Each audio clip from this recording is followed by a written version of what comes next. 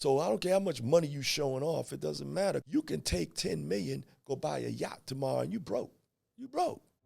You might have to take notes on this bitch. Well, the first thing is let me tell you first, it's 3 levels to this.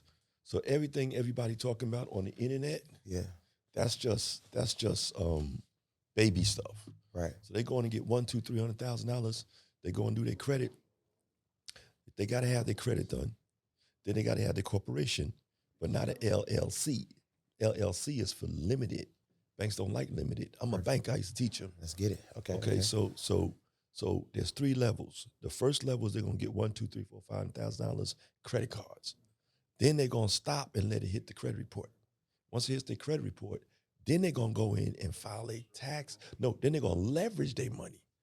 You got nobody tells about leveraging their money. Yeah. So that means you don't take $200,000. That's just a watch. Right. You're not gonna take $200,000 and go try to build a business. Right. So you got to go get yourself a bond it that makes your money explode. So the bank will lend you more money knowing you got a bank, a bond. Yeah. That's how they pay basketball players and football players. So then they're going to come in, after they leverage it, it looks bigger. Now the bank will lend you more. They got money running through your business. Now you go and do a loan because you file your taxes. Now you do taxes, now you can go $500 to $1 million.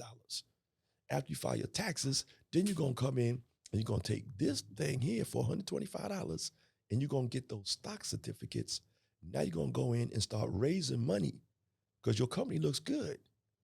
Obama says you can raise funds and you don't need no broker-dealer. So now once you raise your money, raise funds, if you get the average fund is going to start raising 10 million, 50 million. One of my students is going for his next week, $100 million raise. Wow.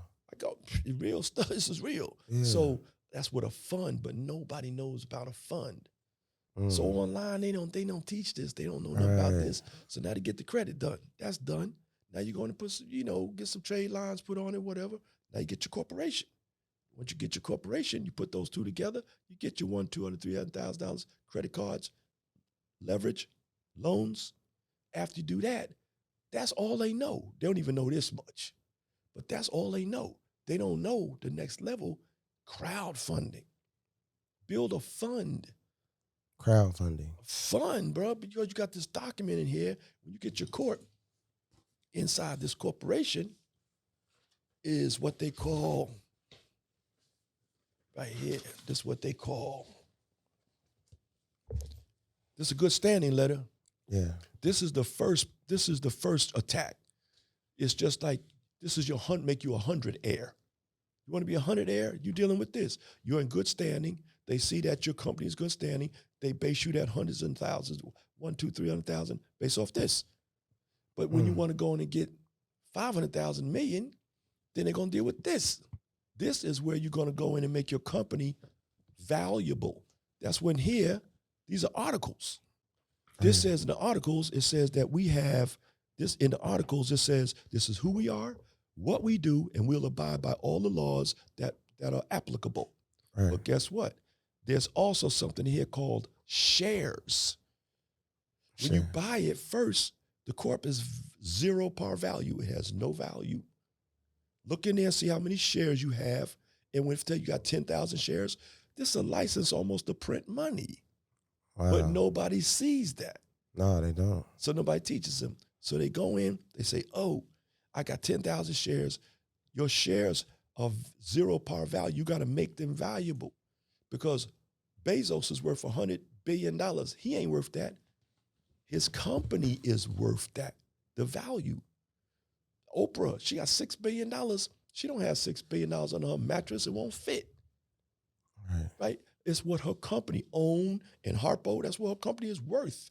The shares are worth. So let's substitute shares for the word assets. Right. So if you took that beautiful diamond necklace and all that you got and put them inside your corp, that would give your corp more value. Right. So we use the fake money, the 200,000 and credit cards and whatnot, buy real things like that or like property. That's why they call it real estate, because it's real. That's why they call it real property. Right. Under the Constitution, your real property, it didn't say your dollars, it says your real property is protected. you can defend that, Right. right? So you can't defend paper money. So they call it real property. You take the real property with the fake money, buy real property, put it in here, makes your shares have value. Now that you have value in your shares, now you can go in and give those shares to like investors who want to say, I like your company. Because rich folks, a lot of them are lazy. They don't want to work, non-performance income. They want to just come in and say, I got $1 billion. Take this money, invest it. That's what the dude on Shark Tank does. His name is Kevin O'Leary. He has $10.1 billion under management. He's managing somebody else's money. That's the game. That is the game. We ain't taught that game. No, we not. Right? So the next level, build a fund. He's doing a fund. What about the guy named Robert F. Smith, the brother?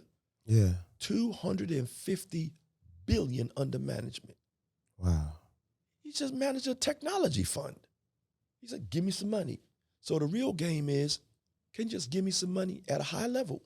Give me some money. So how would I be, like, for instance, if I was trying to do, how would I be able to get to that point for somebody that's watching? Like, I get like, let's say if I get I set up everything, my corp, because there's a lot of people that's just at the, cleaning the credit level and getting funding level. And this is another level right here. Oh, this is the level. But how do they be able to, like, okay, my shares, right? How would I get people to want to give me money? Like, is it a way I got to set up the company the right way? Or is it like, what would I have to do? This will blow your mind.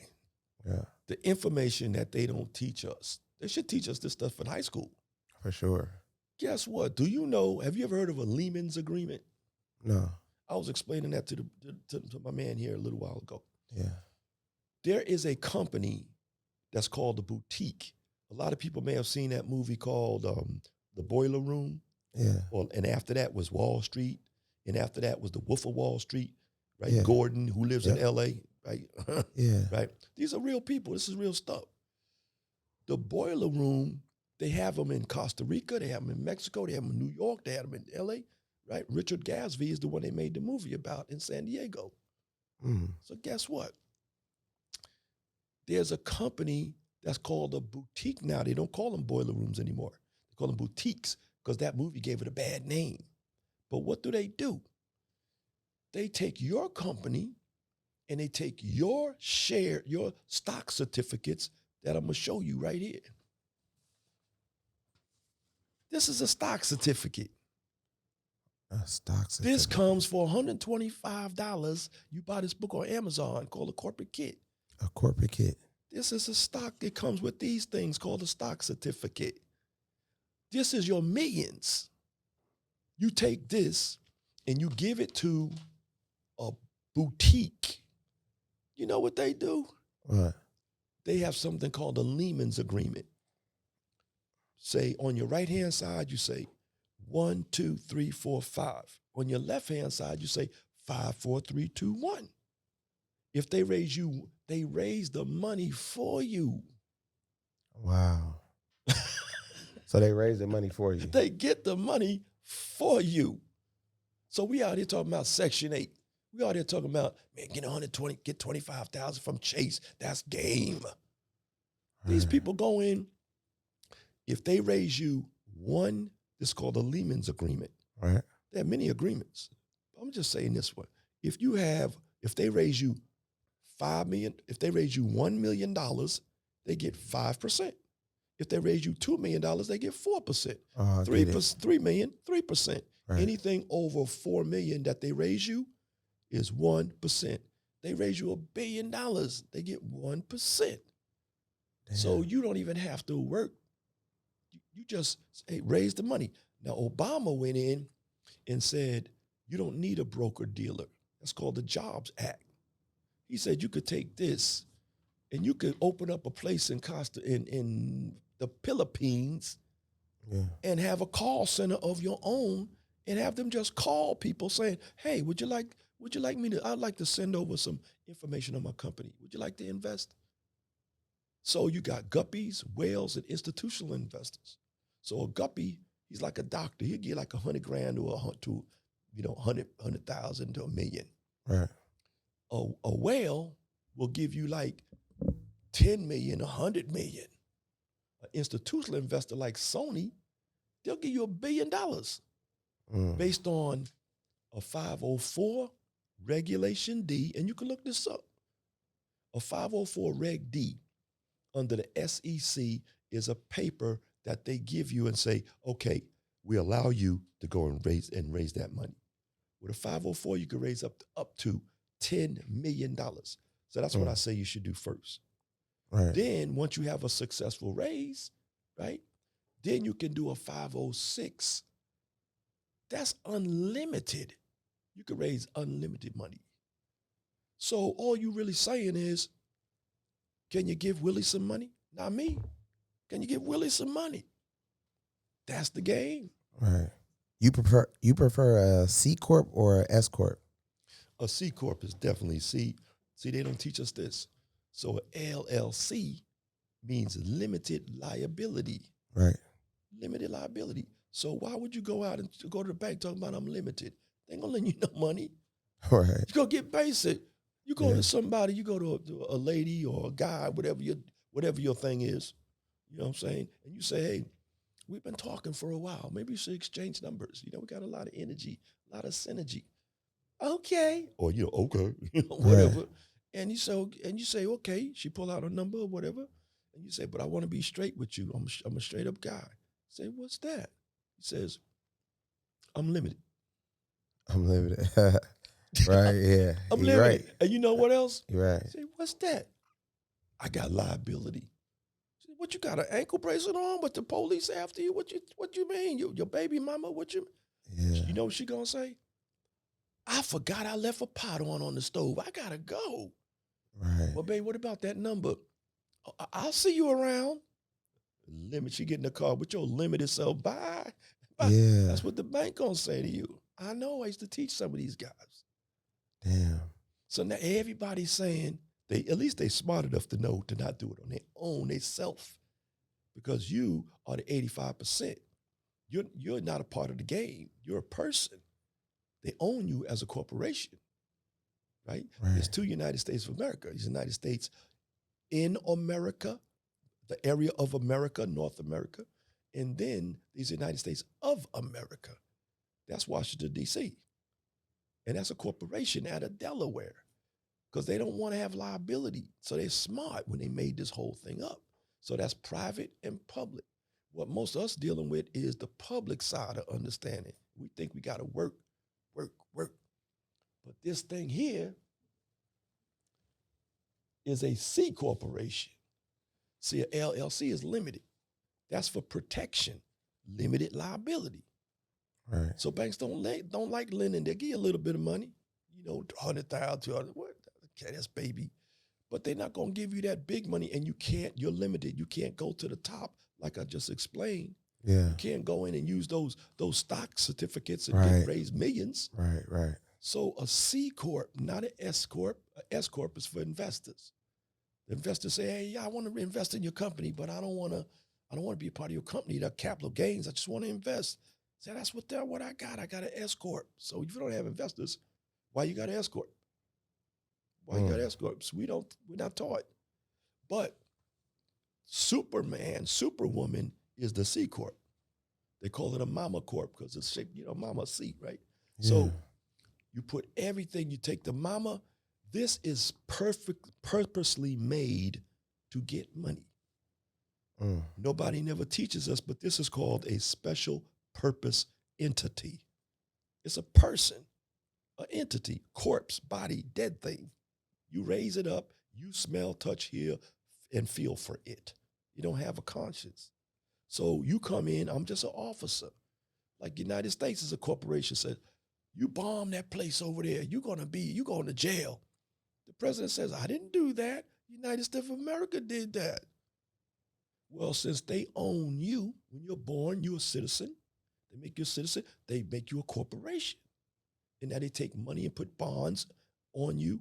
United States bonds, put a lot of money in one of your accounts, 12 Federal Reserve banks. Just turn over your social and see where your money is. That's your corporate number on the back. So now you go in, I think Atlanta is like, C is Atlanta. Yeah. So all your money is in Atlanta. So you got 12 of them, depending on where you live. So now they hold your money, and then they use those bonds to borrow from the Federal Reserve Bank. They borrow their money based on you working. So all federal money goes in to pay the United States debt, all federal money, all federal tax. So since they own you as a corp, they're not going to give you as much as they give a corp because it's a separate thing. So you need to own your own corp so you can be the same thing as the president. Right. So how do you build up a corp, like a C corp? Like if a person was starting from scratch, is it better to buy age, or is it just better to, you know? Well, it's a good question. So basically, banks don't like rookies. Right. You know what I'm saying? Yeah. They don't like risky, and they don't like rookies. So you walk in the bank talking about, I want to borrow, some money. They're going to say, first thing they're going to say is 2 questions. Age, how old are you? If you walk in there with a brand new LLC, you double hit. You ain't getting nothing, right? Yeah. First of all, you got an LLC, you're limited, and I got liability. They're like, oh, nice, thanks for telling us. Yeah. Right? Yeah. Get out of here, right? And the second thing is, I'm brand new, right? Yeah. So, and then you got the wrong SIC code. A SIC code is a SIC code. A SIC code is an identifier for the bank that says we lend to them, we don't lend to them, or we give them a little bit of money. So they don't like risky things. So you walk in talking about ABC Trucking. We name ourselves things that banks don't like. So the bank said we don't lend to trucking. Trucking is risky, dangerous. Or we real estate. They don't lend to real estate unless you did 6 of them in a business. Now they'll start considering doing business with you. Right. So that's why you go through, hard money lenders in the beginning. But then they don't lend to doctors. Man, that's risky. That's why doctors are LLCs or limited liability partnerships. An LLC is not a corporation. That's a limited liability company. They don't have shareholders, but you want to use them shares to rise up. Right. So what's the use of that? You ain't going nowhere, right? So now the corporation is a person. So everything you have, they say, first of all, let's back up. If you go in and you say, I'm less than 3 years old, 2.5 tax years, they're going to say, you're a baby. Come back when you got some experience. 2 things they're going to ask you about. That's very important in borrowing and lending. How old are you? Do you have age? Do you have experience? And the next thing is what's your story? Because the corporation, remember, a C Corp is there to borrow money. That's what it's for. It's not there to do business. Most people think I got to do business and work and work and work. We get money to do business. We don't do business to get money. Right. That's what they don't understand. You got to work and work. I got to do marketing. I got to do car sales. I got to do, what you doing? I'm selling cars. What's it take to sell cars? I got to get my cars. I'm saving up for that. I got 5 cars now. Maybe in 5 years, I'll sell enough cars to get my own bigger dealership. Really? That's rookies. You go in and say, I would like for you to give me some money, not me, Willie Corporation. They say, okay. Is Willie built right? Is Willie a baby? No. So that's why you're going to get an age corporation. Yeah. Why you going to walk the bank talking about I'm a baby? They're going to give you baby money. Exactly. Even if you go to the government to do like a government contract, which everybody should do, get some of that government money, like sign up for sam.gov and don't be a minority. Now you're going to get the best deals, right? Which, there may be some laws put in now that's saying everybody's everybody. But still, the government contracts is 10 times more than the regular contracts. So you walk in, sign up sam.gov, they're going to ask you, how old are you? How old is your company? If you say I'm brand new, and smaller contracts. So you should have age and no matter what. So why would you wait around? They want at least 2 tax years, the bank. Right. Or any investor. A tax year is January to April, January to April. So from January to April, that's 2 years That's 1 year, 8 months, 1 year, 4 months, 1 year, 4 months, that's 2 years, 8 months. So that's you might as well round it up to 3 years. Right. So never go in under 3 years and never go over when you buy Age Corp over than 8 or 9 years. Why? Because the bank is going to say, wait a minute, just like dog age, a corp is like dog age. So if you're like 10, 11, 12 years old, you're like 65, 75 years old. Right. So you're telling the bank, I don't have no documentation and I'm Right. 65 years old? Right. I ain't got no cars, I ain't got no credits, I ain't got nothing. I ain't got no 4506Ts. That's taxes. I don't have no financials. And by the way, when you're funding, you can use stated financials. You don't have to have, Right. you don't have to have, and they help. This is a part of your leveraging, right? And your bond and your insurance on the bond. This is a part of your leveraging, your proof of funds that you can buy, right? So your Teachers, proof of funds that you can buy. of course. Just go online and look up proof of funds. As somebody put you on their bank account, you pay them a little bit. That's not illegal. Wow. And now you go on the bank, go check and say, oh, this dude got $10 million. You on a bank account with $10 million? All right. Makes sense. But that's especially like when you're doing real estate. So that helps with that. Oh, okay. Because, I manage $20.2 billion under management. Wow. Market traded notes. That's a whole nother world. So you want to make $1 at a 15-cent note, because the bank has to get rid of the notes. They can't do 9 times of what they lent you. If they lend you $1, they now have 9 times that on their books. So, but the law, the rules under GAAP says you cannot do that if you have too many toxic loans on your books. So they say, we got to get that off. It's to stop keeping us from doing a lot of money here. So they will sell that to you, credit card debt, 3 cents on the dollar. Damn. So you go and spend for $300, you get $1 million worth of debt from the bank or a debt broker. Go look out online and just look up debt broker. So you go buy the debt, you buy the note. Anything is a note, right? The dollar's a note. It's a loan. Yeah. Right? Any loan, you have a note, a car note, house note. Right. So when you do that, now you own the debt that people are not paying. But now they're not performing, so they only worth 3 cents. But if you go in and make it performing, now guess what? Now it's worth the full value. So I could go in, I could say, you know what? I own your debt. You know what, BANDMAN, I own your debt. Yeah. You owe me $100,000. I'd have bought $1 million for $300. You owe me $100,000. You know what I'll do for you? Since I own it, I could throw it in the trash if I want, but Merry Christmas. I'm calling you not to do you harm. I'm going to help you. I'm going to erase all negatives off of your credit. You do that? Yes. And you know what I'm going to do? You owed me $100,000. Now I'm going to cut that into $50,000. Would you like that?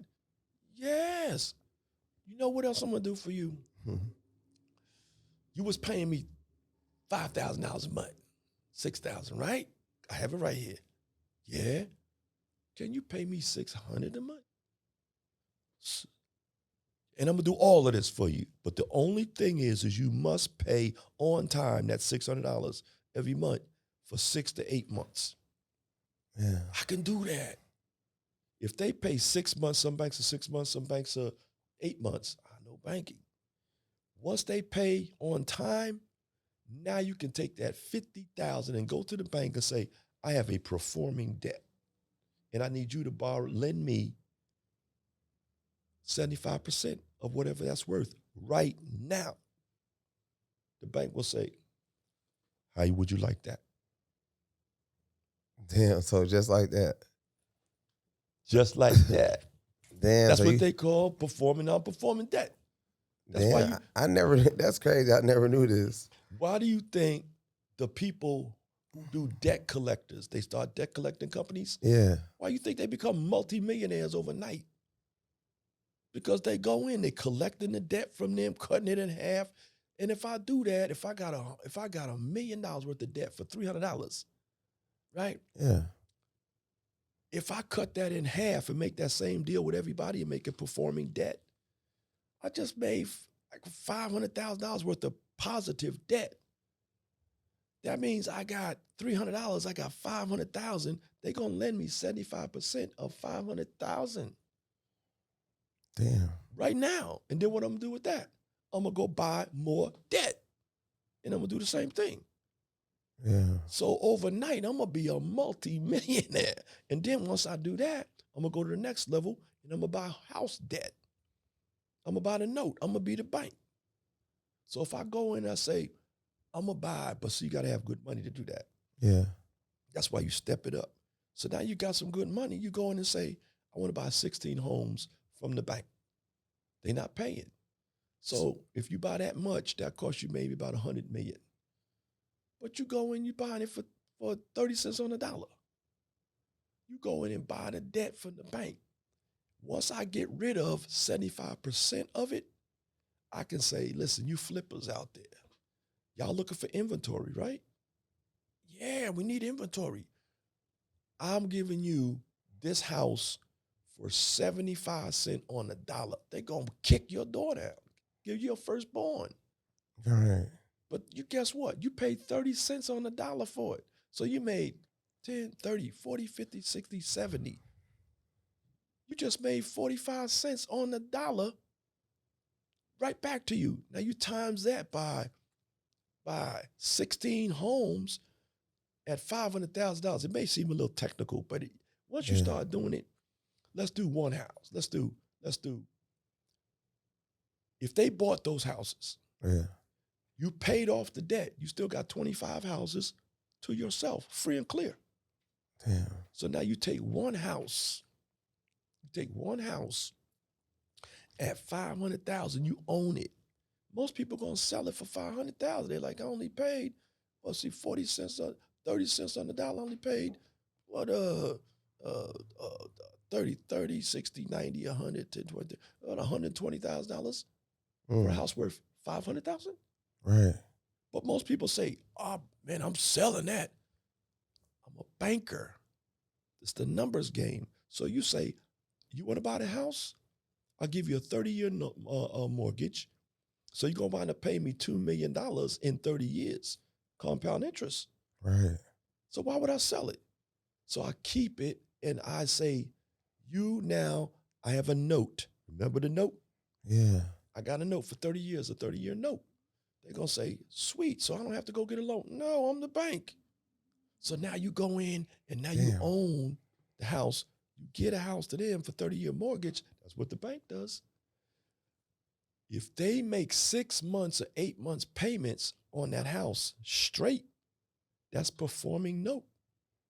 Now you go to the bank and say, I got $2 million and I'm gonna get from them in 30 years.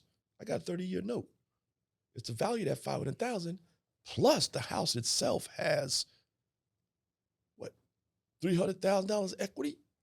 The bank is gonna flip its lid like, ooh, you speak Latin. Right. Somebody done taught you Latin. Yeah. See, because it's private and public. I'm teaching private right now. Damn. Yeah. So now you could go to the bank and say, I want to borrow 75% of this $2 million because they've been paying on time for 8 months. It's performing debt. I want to borrow 75% of that. They're going to say, when would you like it? Now. That means you're going to borrow $1.5 million off a house that's worth $500,000. You're going to borrow $1.5 million times 25. Right. Now I get it. Yeah. Now what you're going to do, you're going to take that and buy more notes. Damn. You pushing $1 billion, brother, in 2-3 years. No, for sure. Why you think the bank is so rich? It's just paper. We got to learn how to move paper. Paper. All this business that we doing. We need to be sitting on the beach talking about, I want to buy, what kind of paper you got? You got certain mortgage debt? Okay, I want to buy, give me, $500 million of that. Okay, $500 million? Yeah. Okay, I'll get $500 million. The more debt you buy, the cheaper it gets. So you be buying houses out in California that's worth $1 million, but the bank got to get rid of it. You buying that for like 40 cents on the dollar because they got to get rid of it. The people are not paying. The bank cannot make that money if they have that debt that's not paying. That's called non-performing debt. Right. So first of all, notes. That's where the money is. I manage $20.2 billion under management, market traded notes, non-performing notes. Damn. Right? Yeah. So if I can do it, anybody can do it. They just have to know how to do it. So back to your question, that's just one way of making that money. But the way to get the money to do it, I say, Mr. Whitehead, how am I going to get $100 million? The same way you went out and got $25,000 from Chase. What'd you do? You asked for some money. You went to the bank and asked for some money, right? Right. But you went in looking with a small mentality. You didn't go in and say to an investor, oh, I don't want 25,000, I want 25 million. Can you just give me some money? Right. So you build your corporation up to it has value, make it look really good. Then you go in with this stock certificate that they give you inside this book for $125, and you say, I have this, and then I have what they call a pitch deck. Okay. See, a business plan, everybody's talking a business plan. That's because they're rookies, right? Right. Business plan is if you have 2 years in business. You've done 2 years of taxes, right? But you haven't had 2 years of taxes, so you go in and getting that baby money. But a summary is a summation when you haven't had 2 years of taxes. But when you're doing this kind of raise stuff with this, they don't care nothing about your credit. And this ain't a debt. You don't owe it. You borrow $1 million from the bank. At 10% interest, now you owe the bank $1,100,000 at 10% interest. Not this. There's no interest unless you do interest. You could do two things. You could do equity or you could do interest. You'll say, I'm going to go in, let's say I'm going to do 144 stock. I want to raise $50 million to buy this apartment complex. You have what they call a private placement memorandum. Plus this, that's $128, $25. Private placement memorandum says, this is what we do, this is how we do it, and we're going to abide by every rule that we're supposed to, that's applicable to us. And sign right here, you can lose all your money just like Google, just like Yahoo, just like any of them. If Amazon, you invest in Amazon or even Bitcoin. Yeah. If Bitcoin crash, your money's gone. But if Amazon crash, your money's gone because you don't control it. The person that's managing the Amazon, if they crash and you lose your money, do you get any of Amazon's cars? Do you get any of the assets? Do you get any of their money? Where the money went? Just disappeared? Because the market went down, you lost your money, they still have that money. Damn. And this ain't a debt. So if you borrowed $1 million from the bank at 1.2 million, now the next level is you go in and raise funds, right? That ain't a debt. So you can go pay off that 1.1 million with this. The money that you raised, you could pay off that loan and you don't have no debt. Now your company is debt free. Damn. Who's telling us that? Nobody. That's crazy. That's deep. Hey. That's deep. This thing here is almost a license to print money, but they don't tell you that. Damn. They don't tell you that. Now, if you do a raise, you could do crowdfunding with this, right?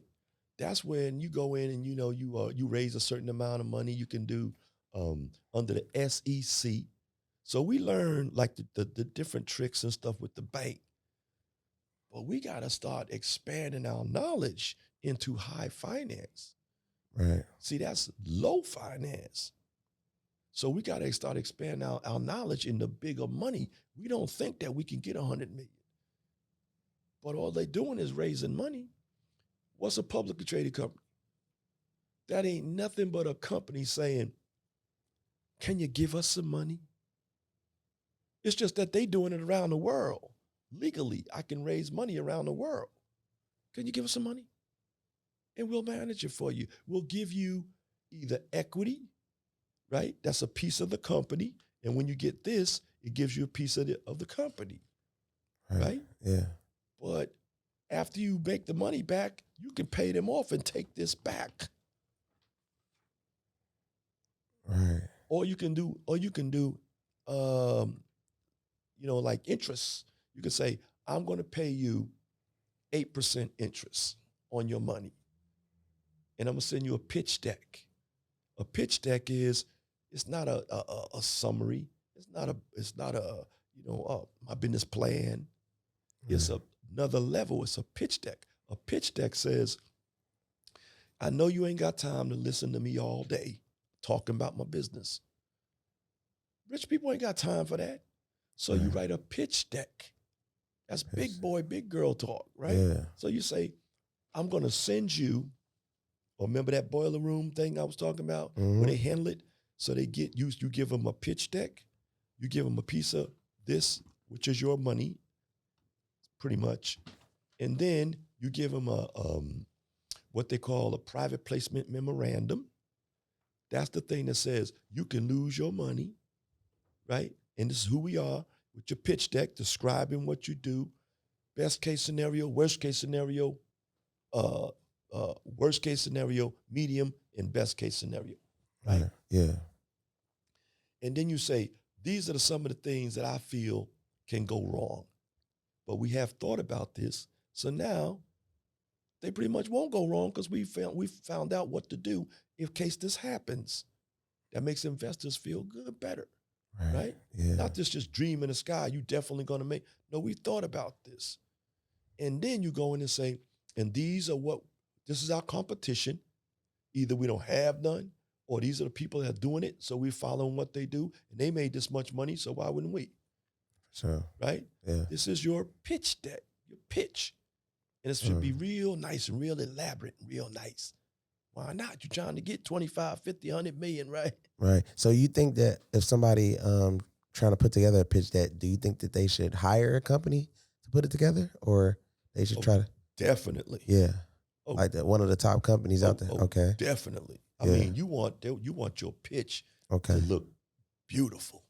So you got your pitch deck, right? And you say, I want to send this over to you and see what you think about it, because they ain't got time to listen to you. You're right. So you say, you can do this yourself. Obama said you can do this yourself, right? So why are we sitting there talking about government cheese, Section 8? Because we don't have a clue. So if you don't want to do it yourself, you can go hire what they call a boutique, and they'll do it for you. Now, don't tell me a better game than this. Ain't no better game than this. There's no better, brother. You out here working, and everybody out here working and working and working and working. What all you're supposed to do is just ask for some money. That's crazy. I never heard of that. So this is going on everywhere. Just look online and look at funds. Yeah, I see them all the time. I be seeing people like, a fund and a hedge fund. It's like is a hedge fund? It's a hedge fund. You got a technology fund. You got a real estate fund, a RIT, real estate investment trust, or a fund. You have everything's a fund. And these are companies that just basically properly set up their C corporation, aged, financials, got around the right people, got everything looking right, got this form, and basically asked for money. Can you give me some money? Wow. Not no 25,000. and it's a debt. No, this is not even a debt. I don't owe you no debt unless you're doing debt interest. I'll pay you back some interest. Damn. But imagine this. There's a guy named Kevin O'Leary, right? Yeah. He's on Shark Tank. Yeah. He started a company like 4 years ago, I believe. His company, he has $10.1 billion under management. Right. I didn't say million. I didn't say thousand. Say $1 billion. Billion, 10.1 billion. How you think he's on Shark Tank lending out all this money? Other people's money. He said, give me some money, I'll lend it out and put it in companies I believe in. Oh, wow. That's what he's doing. You could be Kevin O'Leary. Now, nobody taught you. That's crazy. Damn. So basically he's saying like, I'm going to give the money out to people I think that's crazy. And he can, and the game is that he can lose 15% of that money. But as long as he makes 85% profit, they happy. They give him bonuses. Oh, Kevin, here's a Ferrari. What? Yeah. Okay. Let's check out.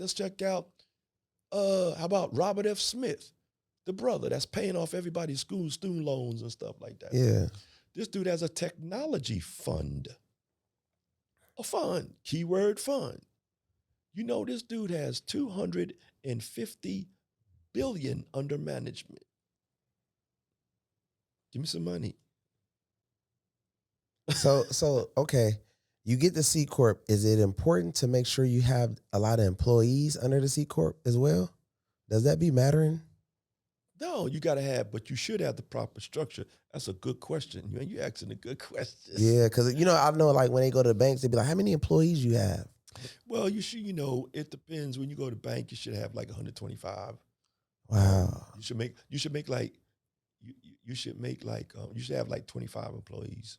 So, okay. Employees. For instance, would it be smart to hire employees overseas, like in the Philippines, to add on a company, or are you talking about like American people? American, you want to have, but basically the structure of the corporation is very important. Right. So you should have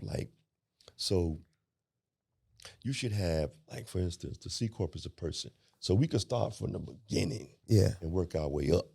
So you have the LLC, which is limited. Nobody wants to do anything limited and for risky things. Right. Then you got the S Corp. That's for like investors, right? And they call it a pass-through. So a lot of times your tax person will say, get yourself a C Corp. I mean, not a C Corp, but a S Corp or LLC, because you don't pay double taxation. That's called like a pass-through. Yeah. Well, who cares about taxes when you're making all this money and you got a tax CPA handling that? Stay in your lane. And why wouldn't you pay taxes? Because the tax man and the bank are like cousins. Right. So when you go in and pay your taxes, they say, now, good boy, good girl, go take this to the bank, and the bank show them that you paid me, and now I'm going to go in and negotiate more money. So why wouldn't you pay your taxes? You shooting yourself in the foot for growth. Because every year you're supposed to make a little more, and the bank says, oh, you made more? Here's some more money. You worked good with that $1 million? Let's see how you do with $2 million. So what do people owe on their taxes? If they owe on their taxes, they should pay them. You should make an arrangement or whatever. Yeah. And then you should go in and structure your company and be a PG and pay that off, pay your taxes off with the money that you get from your other corporation. I'm not a tax man. I'm I'm a consultant. So everything I'm saying is from my perspective. Yeah, for sure, for sure. So if you go in, you get this to get money, but you should always be in the green. Yeah, for sure. Makes sense. Check this out. Imagine this. People say, well, how do I get out that situation, Mr. Whitehead, of being responsible for that debt? But nobody teaches you the exit strategy. Right. You got to get out. You can't be a PG forever.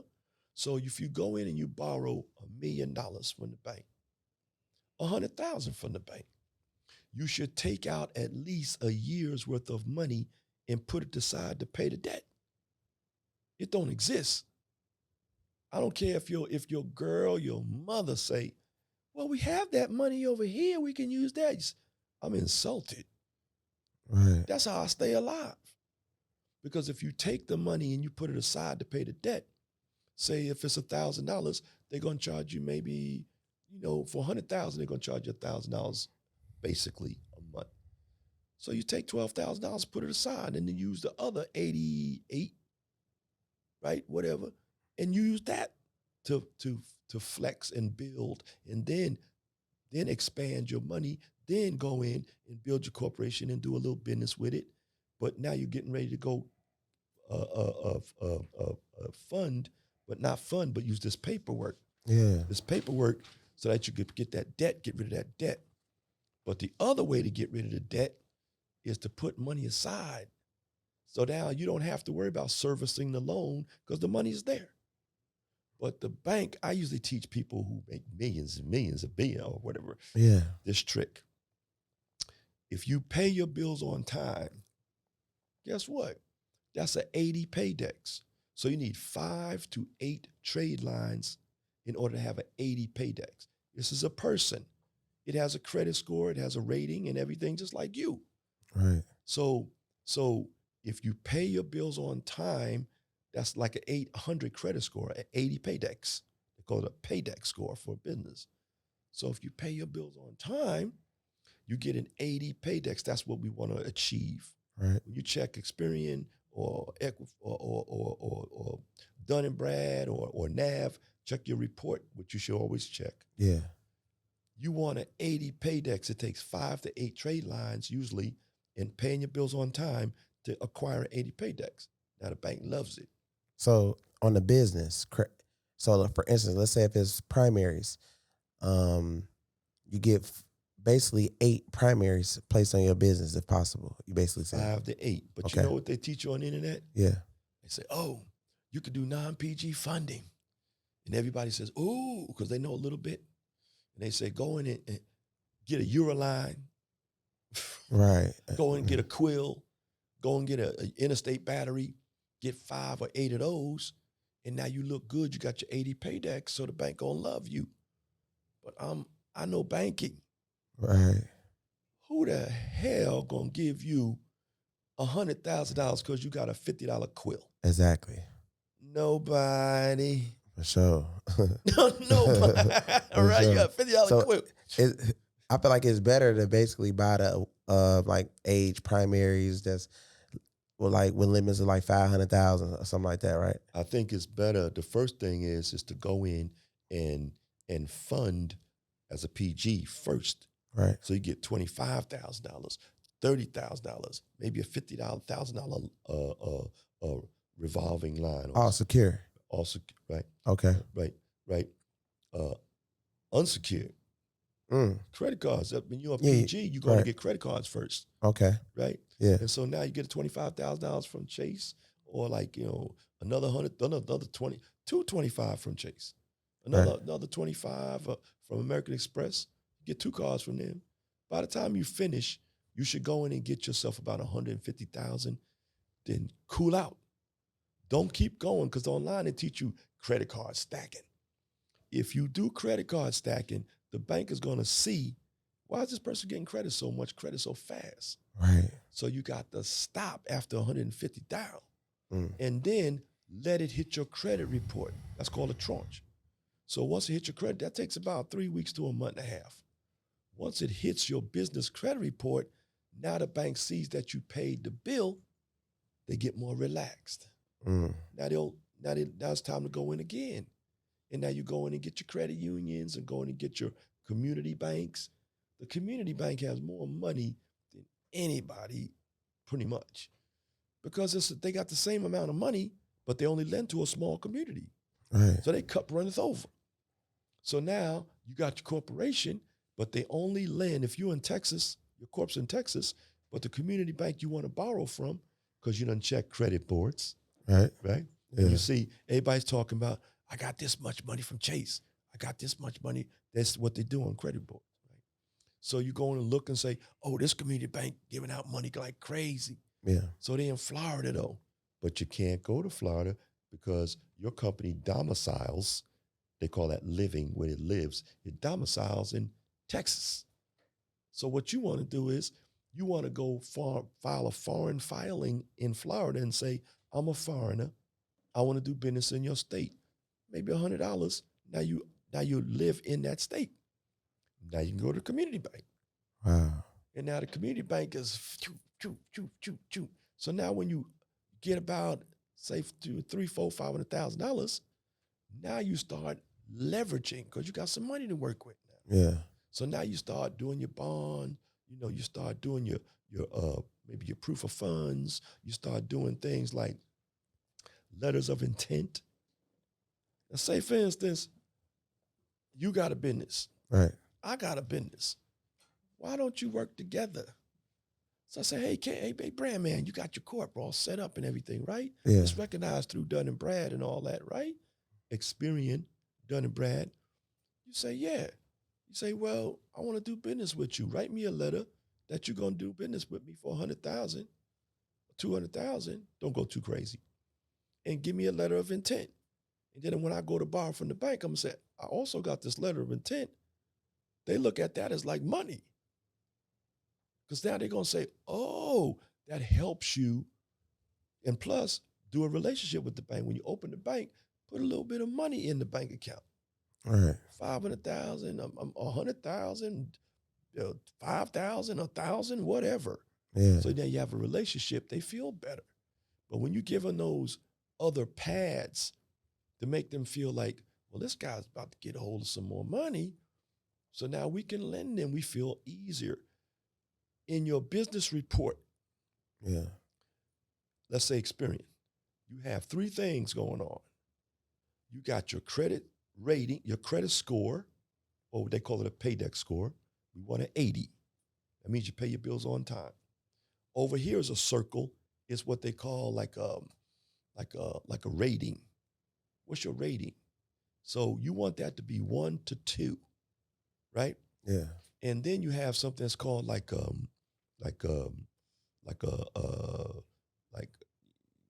where you're like you have a rating, and then you have like where you're how risky you are, like a risk factor. Right. So these two are rating, risk factor. That should be 1 to 2. Anything over that, now you're getting on risky. So you never, when you build your company, I'm going to talk about that in a second, but when you build your company, you want to build it the way they want it. Exactly. Right? Yeah. So you want your rating to be 1 to 2. You want your risk factor to be 1 to 2. You want your score to be like 80 Right. or above, right? Mm-hmm. And I'm going to show you how to go get above. So now you go in, once you have that, you look really good. So if you pay your bills on time, then you put the money aside to pay the bill. So if you get $100,000, you take out $12,000, put it aside to service the loan. Yep. And now when the loan comes out, you're due on the 15th. If you paid on the 15th, that's an 80 paydex score. Okay. 5 to 8 trade lines is 80 paydex score. If you pay the bill on the 10th before it's due, that's a 90 paydex score. Oh, damn. If you pay the bill before it even comes out, that's a 91. You didn't pay, but why wouldn't you pay it before? Big companies do that. They don't teach us to do that. So you pay the bill before it comes out. Then guess what? You got a 91 paydex. The banker's sitting on the beach talking about, give him some more money. Damn. They relax. He's paying the bill before it comes out. But you put it aside to do that. Now, if you go in as a person and you try to borrow $90, you cannot go over 30% or your credit goes down. Right. Because you're a corp, they own you. But with your corp, you own it. Now you speak Latin. So if you borrow $90 on a corporation borrows it, you could be maxed out. And a lot of times the banks will give you more money because they know it takes money to make money. But you've been handling that money, so let's see if you can handle some more money. So if you pay the bill before it comes out and you maxed out, what do you think they're going to say? Shit, he handling that. Right. They ain't even no sweat. So now that's where you want to get them. These are the tricks why we don't get money. Right. So now, after 1 year, you got 4 quarters in a year. The first quarter, you pay your bill before it comes out. Then you go and ask for more money, because the trick is to continually make your corp have value.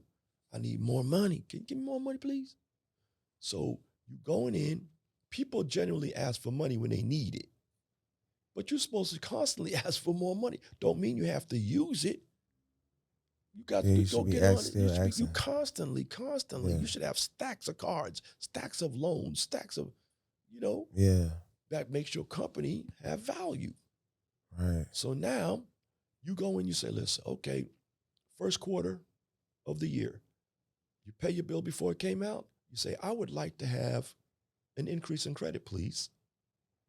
They look at you, so you're paying the bill on time before it comes out. Give them some increase. Next quarter, 6 months, I would like an increase, please. Paying this bill constantly on before it comes. Give them some more money. Right. Next third quarter, same thing. The fourth quarter, you go in and say, oh, you would like an increase? Yes, but also I would like to borrow Willie Corporation, not me. Would like to borrow 100,000 because that's what you borrowed initially. Right. Willie want to borrow that on his own. They're gonna look at your credit and say he's been paying this before the bill comes out for a year. They're more likely gonna give Willie a loan on his own because it's strong. Right. Now you take that money and you pay off the loan that you PG'd. Damn. Boom, you out the game. Right. Now it's on its own. So now you go in and you start building another Willie. Right. There ain't no way you're supposed to have millions with this, and you're supposed to be able to protect your exit strategy. We don't go down. We make a lateral or we go up.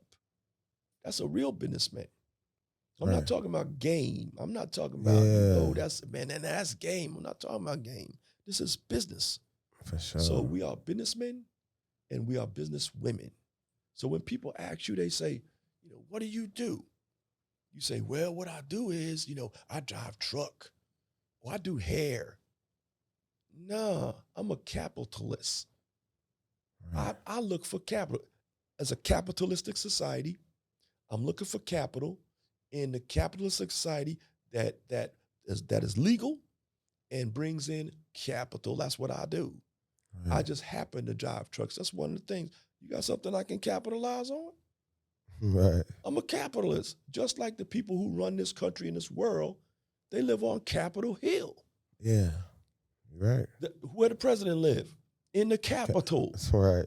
So why aren't we or you or everybody capitalists? Right. It's a capitalistic society. I just happen to sell gold. I just happen to do Bitcoin. That's one of the things I do. You got something I can capitalize on? And we take advantage of other people's losses. Right. That's why I said non-performing notes. You losing your house? Dude, you losing a apartment complex? Hey, I'll capitalize on that. The bank ain't gonna lend you no money because you got bad credit, bad corporate credit, right? And I'm gonna tell you something about that in a second. I'm just gonna spill it, right? Yeah. Check this out. If you go in and you say you lost your apartment complex, you're losing it, the bank ain't gonna deal with you. They ain't gonna hardly talk to you. But if I come in, I'm in good standing.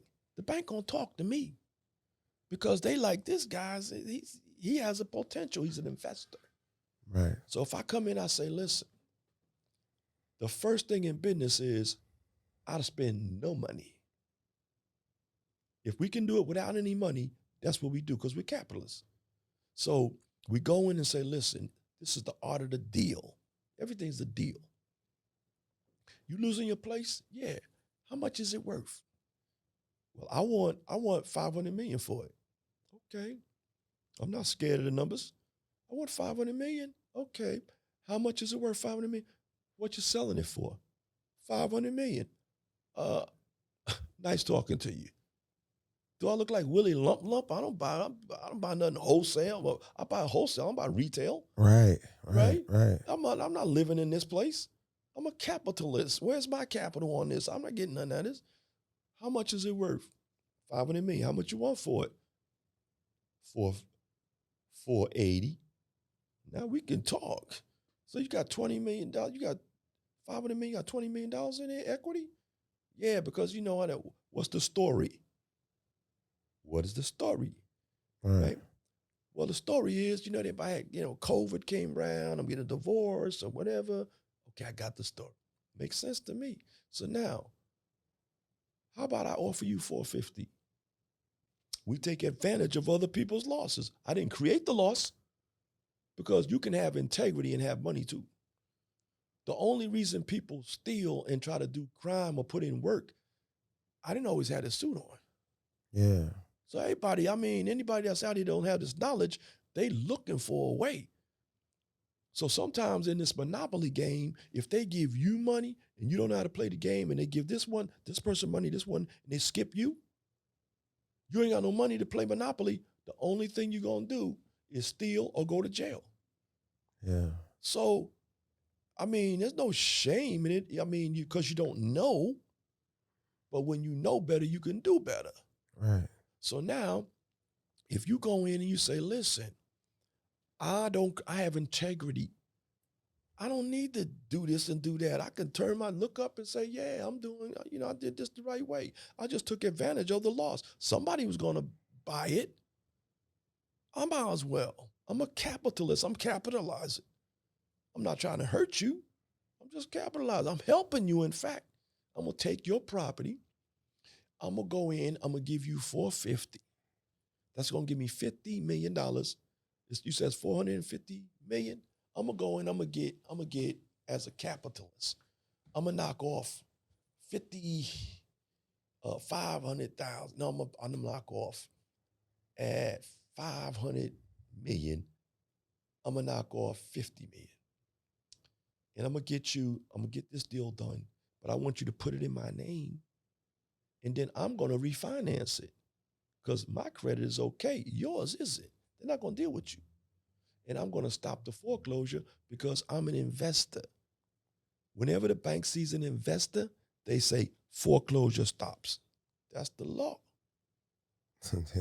So now I'm going to be like, put you down to the bank and say, we have a person that wants to purchase it, right? Yeah.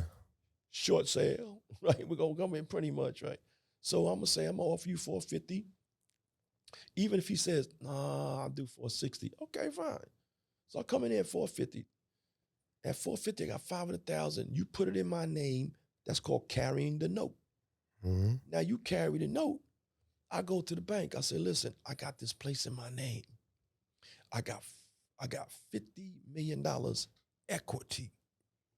And it's 60% occupied. The bank gonna say, what? Yeah. You're gonna say, yes. I said, what do you want from us? I need you to refinance this place for me. Okay?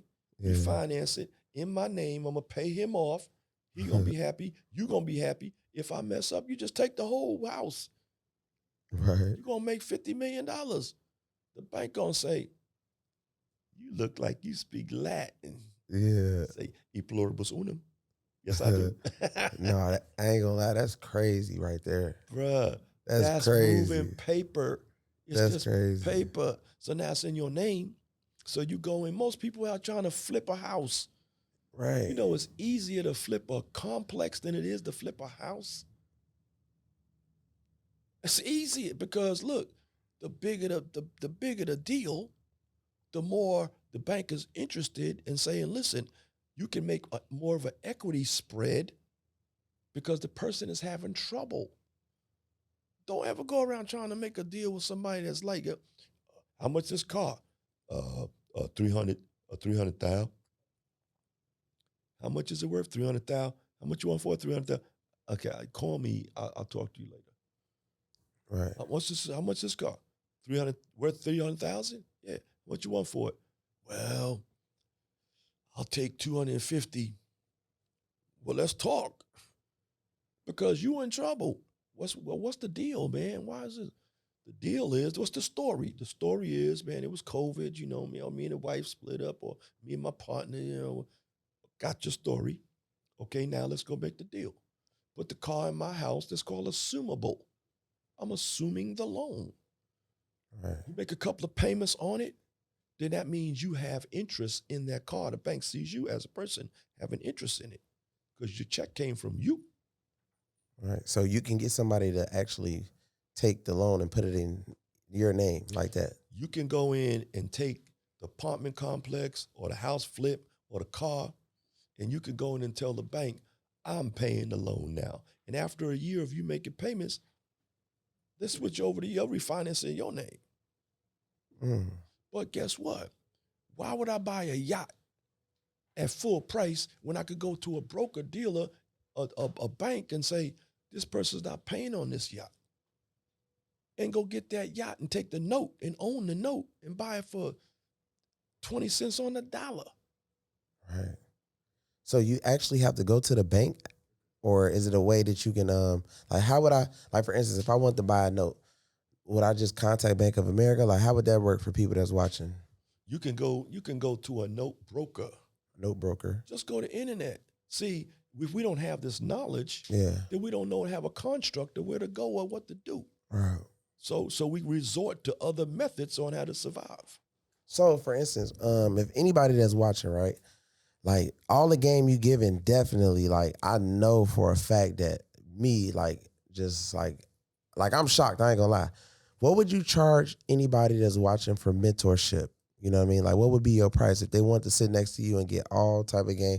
They want you to hold their hand step by step to learn everything. What would you charge somebody for mentorship? I haven't really been doing mentorship, but Yeah. I don't know. We could come up with something. I haven't really come up to it. There's some people who are charging how to do marketing. Yeah. And they charging $50,000, $100,000. Yeah. Like I charge $75,000. So I'm knowing, like, the information you got, you should be at least at $200,000 or more, at least. You know what? I've been dealing with rich people so long until I'm just I'm like, they should be teaching us in high school. They should be teaching us in high school. That's some crazy, crazy information. But you know what? You have, like, I manage $20.2 billion under management. Yeah. Right? Market traded notes, non-performing notes. But there's people in my world, people may say, wow, when I do seminars or whatever, people say, 20-point Mr. Whitehead, whoa. But they don't realize you got to have a micro and a macro. Right. So your micro is what's going to make you $1.5 million, not $200,000, because you're not even an accredited investor. Accredited investor means you're wealthy in this country. That means you have to have $250,000 that you can lose and not worry about it. Right. That's an accredited investor. And so if you get $200,000 from the bank and you lose that and that's all you have, you're not even wealthy. So your goal is to get 1.5 million, 1 million to 1.5 million that you can lose $250,000 or $300,000 as two people in a family. If you lose that and you have 1 million or 1.5, you okay. So your goal is the micro is to be an accredited investor. Right. Now, that's your micro, but we never think about the macro. What's the $1 billion? This is not 1975, KEVO. Yeah. When Muhammad Ali and them was fighting Joe Frazier and all that, 1960s and 70s, $1 million was a lot. Yeah. Right? This is $1 billion world today. We got a rapper, I think his name is Drake, right? Yeah. Smart guy. He sold some earphones for $1 billion. You got a rapper making 200 million like nothing. Okay? Yeah. So where is your macro, rapper? Yeah. Where's your, if Dre has a billion, he should have 100 billion. He should be saying, hey, I got a name. Right. You've already passed the echelon. You've created a name for yourself. Do you think people around the world is not going to say, man, this guy created a name for himself. I want to get on the bandwagon. he came out with, he's doing real estate now. So you say, hey, you know me? Give me some money. Give me some money. You know me already, right? If you got 200,000, you should build that money up and say, now I'm ready for my $1 billion idea. That's your macro. So nobody thinks about what is my macro, what is my micro. You got to hit the micro, then go for your macro. So in my world, I walk in, it's a true story. Yeah. I walk into people in my world that's doing $100 billion deals. You know, the bank trades at night when they close in Hong Kong. They trade in MTNs, market traded notes, in the trillions at night. When the bank closed, they go into Hong Kong and trade in at night because they're open. So you worrying about 200,000? You worrying about $1 billion? In high finance, 25 billion is a small cap, they call it. Look it up. And we run around here not even thinking about it. We don't even think we can get $1 billion, manage $1 billion, because you don't want to own nothing, remember? Yeah. Right. Okay, so imagine this. If when I walk in around these people that are doing these multi-billions, I walk in and say, hey, John, how you doing, John? Hey, what's up? What's up, champ? What's going on, John? What's up, man? Hey, Derrick, hey, how you doing, man? Did you bring coffee? I said, man, you talking to Derrick Whitehead? Did he bring coffee? Yeah. Right? But they moving hundreds and hundreds of millions of dollars, billions. You know what I say? Oh, man, I forgot, man. What do you guys want donuts too? Hey, John, you want donuts? Rick, you want donuts? Yeah, Derrick yeah. Be right back. Because their macro is moving hundreds of billions. It never stops. It's just paper. So if you're making 200,000, you should be looking to make 1.5 million. Right. If you're making 1.5 million, now you don't have to worry. You can relax. And now you can think about being a businessman or a businesswoman, a capitalist. And I need as much as I can get. There's a man named Rockefeller when I was a kid. Yeah. I'm old as dirt, you know. So anybody that doesn't know this, and the younger guys, you know, I think these guys, people like you and you know who it is out there teaching the credit and the course. Yeah. Those are troopers, man. Yeah. Because 20 years ago, in my day, nobody was teaching none of this. Going and getting 200,000 from Chase, going and get this and that. Nobody was teaching this. So those are troopers. I'm just an older cat. They don't know it because they ain't my age.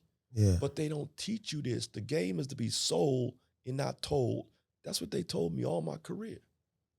Right? So if you go in and you have $1.5 million, now it's like Rockefeller.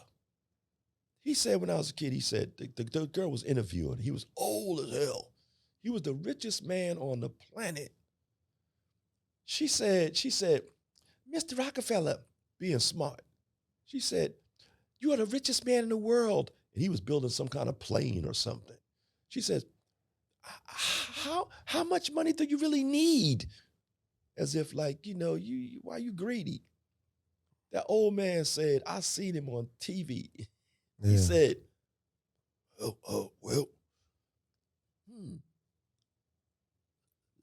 just about that much. His hand finger was going like this. He said, just about that much more. Right. In other words, it don't stop. Right. I don't give a hell. I don't care. You can do this sitting in your chair with your grandkids talking about, hey son, come here. I heard you talking on the phone. All right. You need to upgrade that paper. You're paying too much for that paper. You say, well, what do you mean, granddad? You're paying 130 cents. You should be paying 25 cents on that paper. It's just a nickel. What do you mean it's just a nickel?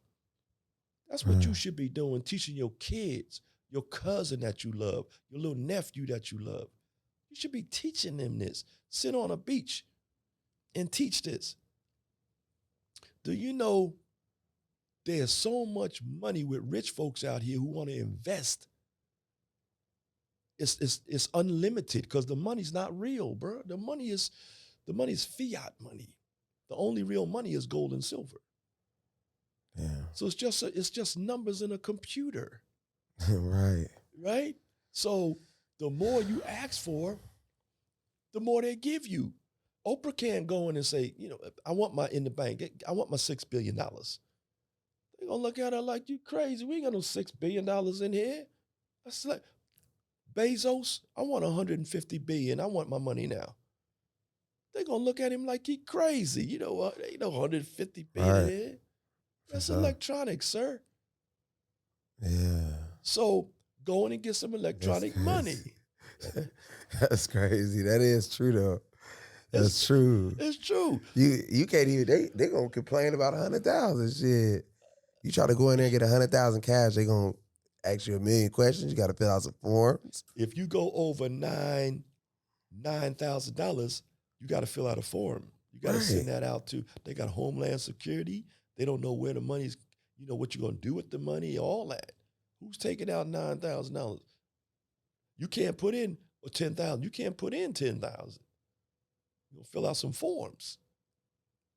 But if you have a business, right? Yeah. You get less scrutiny. Exactly. Because that ain't your money. That's Willie money. Right. And you're doing business with it. Right. That's crazy. Right? So you're doing like, like Everclear, like most people, they're gonna move the money around. They're gonna do like escrow. When you're moving big money, you're doing Everclear. Everclear. You got to learn, M7s and M13s. Big money. How banks are moving big money, right? We got to know the language. We got to understand NCNDs and non-circumvent, we got to learn, M7s, M13s. We got to learn a proof of funds. We got to learn how to, let's say you go in, you want to go buy a apartment complex. Yeah. The bank want to see that you have access to cash. So you go and get yourself you go get yourself a proof of funds. Hey, I want to buy, a proof of funds. Right. Because now, in the old days, you used to be able to go and do proof of funds. You know how those people, other people, not me, Right. But some people would go in and they would make up proof of funds. Well, you can't do that because now they have something, the 5 bureaus. You must know the 5 bureaus to play the game with business, but nobody's teaching us. Like, for instance, Experian, Equifax Business, Small Business Financial Exchange, Dun & Bradstreet, and PayNet. Not Equifax, Experian, and TransUnion. That's personal. Business, Experian Business, Small Business, Experian Business, Equifax Business, Small Business Financial Exchange. That's banks talking to banks.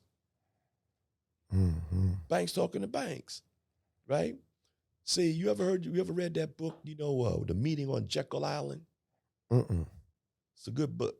That's when, a long time ago, all the banks was competing and fighting against each other. So they held a meeting in Jekyll Island. Right? I think that's South Carolina or something like that. And they all quietly got together and said, we will no longer fight against each other. We will now be one family of banks. So we don't be fighting against each other. So now you have something that's called Small Business Financial Exchange. That's where banks talk to each other. That's UCC 1, UCC 3. So if you go buy a house, they're going to report that house, right? As in the city you live in the county assessor's office, they're going to file UCC 1. See, because money's based on water law, not moral. Man is based on moral. Thou shalt not do this, thou shalt not do that. Money's based on water. They don't want nothing to do that's connected to them. That's why you have liquidity. That's why you have currency, because it's water, and there ain't no rules in the water. That's why a pirate could go out and he can take everything from your ship, even today, and ain't nothing you can do with him. Yo ho ho with a bottle of rum, right? Yeah. So they named it underwater. Even the bank is underwater. The bank of the Nile or the bank, that's where the water meets the land. A bank. It's water law. So now, if you go in and let's say, for instance, you want to go in and buy a house, they're going to file UCC1 that's saying everybody, we're in first position and you can come later on after us if something go wrong, but we get our money first.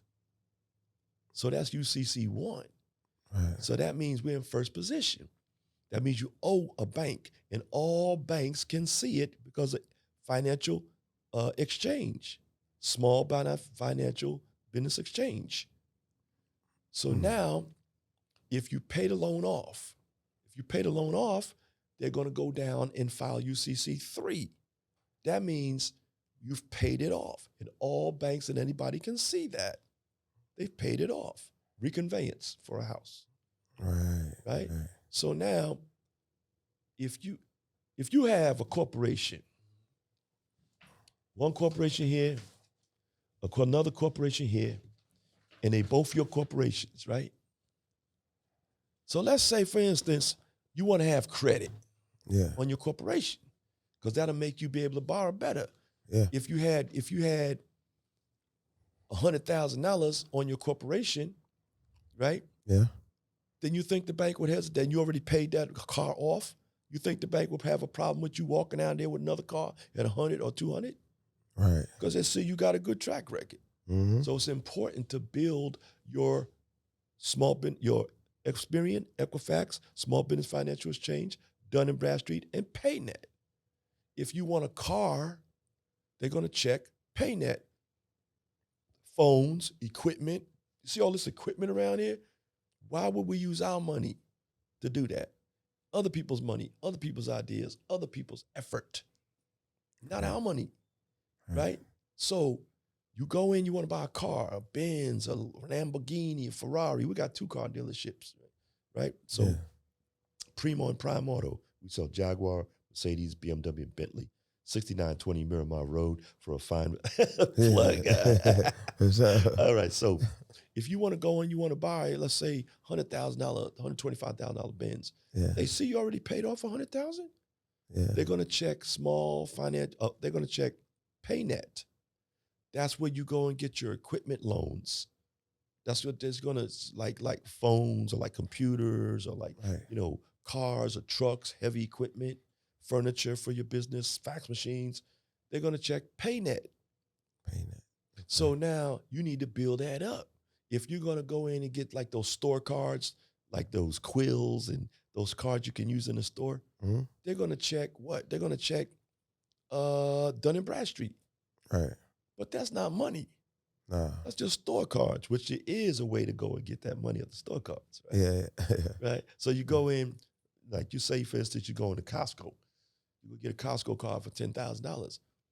You can go actually get a Costco card, but you can actually get a gift card, and that gift card is money. No, for sure. I mean, that's not illegal. No, it ain't. You know? Yeah. It's a gift. Give it to the gift, right? So, all right. Yeah. So, but I wouldn't really say you should do that because it's baby money and it's kind of on the iffy side. You know. But let's say, for instance, you want those store cards. Maybe you're a flipper. So you want to go in and get that Home Depot card so you can use their money, and then you can go in and do your flip and pay them back 30, 60, 90 days. That's a merchant account. So you got to build up Dun & Brad. Okay. So what if you want to go in and get Small Business Financial Exchange? That's going to be installment lines of credit, money. So that's rate and term. Like how long is it going to be? You know, rate is what's the interest rate, and the term is how long it's going to be. And you pay it down, you're done. That's an installment line. Right. So that's going to be Small Business Financial Exchange. They're going to check. Businesses talking to businesses, right? Banks talking to banks. So if you want to go in and get those credit cards, revolving lines of credit and revolving credit cards, you pay them, pay it down, use it again, pay it, use it again. They're going to report that to usually Equifax and Experian, and sometimes they'll spill over to small business financial exchange. So if you don't know that, you sitting in your bed talking about, honey, fingers crossed, feet crossed, eyes crossed, honey, we could just get that loan, we'll be all right. Right. But you don't know how to do it. You don't know where to go, what to do. So you just wish it. You're not supposed to be wishing. A businessman is supposed to know. We need gas cards. Let's get the Dun & Brad built up. We need gas cards for our people. We need these cards. Right. We need equipment. Let's go get that built up. Get the equipment. We need revolving lines of credit, revolving lines of credit, whatever. So you're not wishing and hoping. Right. You know exactly where I'm going. But you know how many people actually know that there's 5 bureaus? How many? Hardly none. No, for sure. Hardly none, because they're not businessmen and businesswomen. They're just looking at, I know the bank is a lending institution, so I want to get me some of that money. Right. But they don't know how to get it. So you should know the 5 bureaus. Now imagine this. The reason I tell you this, watch this. So you got one company that's built up with Dun & Brad or Experian, and then you got another company that's built up with Dun & Brad and Experian. You want trade lines. So it's not illegal for one company to lend the other company some money. And then you can go and write it out and say, this is a note. You owe me to that company. And the other company, you owe me too. Right? And then you go file that down in this, just like the bank does, in the county assessor's office as a loan, and file UCC-1. That's going to spill over because, see, people buy that information. And now it's going to go on your business credits. Oh, damn. Never heard of it. And that's crazy. Crazy game. I need it. That's how you do it. That's wild. That's how you do it. Damn. Now, people going out and they buy and they go and say, well, if I build up 100,000 or 500,000 or whatever on my business credit, I'm gonna look real good. Plus my credit, I'm gonna do real good. But they're going out and they're trying to do, a lot of illegal things. You don't need to do nothing illegal. Right. You can go in and you could do what they call reassignment of the debt. Remember, I said paper, you can buy paper. So if you went in and you bought somebody's paper for $100,000, I own it. I could throw it in the trash can if I want to. I own it. I can take that same debt and say, I'm taking it from you because you're not paying it. I got it for 3 cents on the dollar.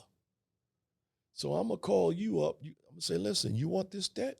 I will assign it to your company, $100,000, and you'll pay me this amount. Maybe you'll pay me $6,000, $8,000 for $100,000 of credit on your court. I will assign it to your company. Totally legal. Yeah. The best way is reassignment of the debt. Stay legal, stay compliant. Now they load you up. You think you're gonna have a problem walking out with that Ferrari, no money down? Right. No, you ain't gonna have no problems. Yeah. So reassignment of the debt is all about that paper. Right. Just learn how to move paper. Learn how to raise money with paper. Learn how to move money with paper. Learn how to buy debt, reassignment of debt, and make the paper bigger, make $1 out of 15 cents. This is high finance. But nobody's teaching us that. Yeah, that's wild. We're going to explain how to build the court. All right, better. All right. So the first thing you're going to do is, you don't want an LLC. You don't want a S corp. I mean, there's nothing wrong with those, but they have specific purposes. This is a special purpose vehicle. Right. or a special purpose entity. So if you go in with this thing and let's say this is meant to get money, Right. right? So everybody go in and say, oh, you know what? I got my LLC today, and hi, my name is Byron. I got my LLC and it was easy. Right. Right. Oh, I'm Janet and I got my my very own LLC and it was easy. And if you don't want any money, get an LLC. Right. Right. So guess what? We want a C Corp because look it up. Look, I didn't make this up, right? Yeah. This is a purpose for purpose. Its purpose is to get money. That's what its purpose is for. Right. The other purpose is to have investors. The other purpose is a pass-through. The other purpose is a limited liability. Right. This is to get money. So when you go in with the C Corp, you say, they already know. Oh, this person speaks Latin because Sony's a C Corp. Everybody's big as a C Corp. C Corp, okay. So the first thing we're going to do is get the thing that's meant to get money. We get money to do business. We don't do business to get money. Mm-hmm. So let's go in and not be a rookie. Don't be under 3 years old and don't be over 8 or 9 years old. Right. Next thing is we got the corp, get your credit tight, and now you take your corp and it's a person. So this thing right here, that is a good standing letter. So it's a person. So the police go in and say, are you in trouble? You give them your license. They look you up and say, oh, you ain't no warrants or nothing like that. Okay, you're in good standing. That's what this is, good standing letter. Over here is what they call articles. Right. The article says this is who we are, this is what we do, and we'll abide by all the rules. This is birth certificate that are applicable to us. We'll abide by all rules. That's an articles. And remember, inside here, we have shares. They're worth nothing until you build them up and make the company have value. Yeah. Nobody cares about how much money you have. Nobody of any real stature, right? Mm-hmm. I got $10 million in the bank. So, but my company is worth $10 billion. Really? Right. That's what matters. So I don't care how much money you showing off. It doesn't matter because the bank knows, investors know, you can take 10 million, go buy a yacht tomorrow and you broke. For sure. You broke. But if you had 10 million in your company, they know you can sell that company for 3 times the amount of its value. Or if it's a built properly, a C Corp, you can sell it for 6 times the amount of its value. Or if it's a publicly traded company, which is easy to do, you can sell that for 9 times the value of the company. So that gives you more buying power and more value. So it's not how much money you have, it's how much value your company is. I own everything. No, I own nothing. Right. This ain't even my jacket. Right. This Willie's jacket. This ain't my watch. This Willie's watch. This Willie watch, right? Yeah. Willie owned this watch. It gave Willie value. Willie said I needed a car. Willie said I need to ride up in a Rolls Royce. Right. So I went and got a Rolls Royce. Willie said, I just work for it. I'm what they call a taste, touch, feel, and smell for Willie because he can't do it. And I got 3 people on the court. You look silly with one person on the court. You walk in the bank. Little quick story, real quick one. I used to own a chain of restaurants. I sold them a bunch of real estate, home-style fish and chips in San Diego. I was so proud of my first restaurant. I used to say, go and greet the person at the door. Welcome to home-style fish and chips. Come on in. Then I run behind the counter. I was the counter guy. Hey, we got red snapper, we got pollock, we got whatever you want. We got shrimp, what do you want? Fried mushrooms, whatever you want. Then I says, now, okay, your seater will come. And that was me. And I walked down the counter, I walked and sat you down. Would you like some water? Sir? Your waiter will be here in a minute. Then I walk in and come out with the white thing on my arm with the, hi, I'll be your waiter today. They looking at me like, you were everything. And then a woman said, true story, excuse me. Then I go help the cook. woman said, excuse me. I said, yes. The bathroom is overflowed. I said, I'll call the maintenance man. And I walked out with my boots on. I went and I handled the toilet. That's what the bank looks at you like, with one person on your corporation. You look like a clown. So people never realize you should have 3 people on your corporation. Or you look like you're running the whole organization by yourself. Right. That's why you don't get much money. So what I'm teaching you here now is called data points. Data points. So the bank wants to see that everything is in place. You only have 50 points roughly to go down, and that ain't much. 100 points personal. 50 points because they know you can wiggle out of that situation. So we go in, we create data points so we don't go down. So you go in and you say, listen, I got a president, I got a vice president that will handle things when the president gone, and I have a secretary. But don't sleep on the secretary because the secretary know where all the bodies are buried. Not saying that there's actual bodies, I'm just saying, right? Yeah. But that's why in the United States Corporation out of Delaware, you have the president, vice president, secretary of state, secretary of finance, secretary of commerce. It's a very important person. So people get tied up in I'm the president. I don't care what you name me, as long as you don't name me when it's time to get that money.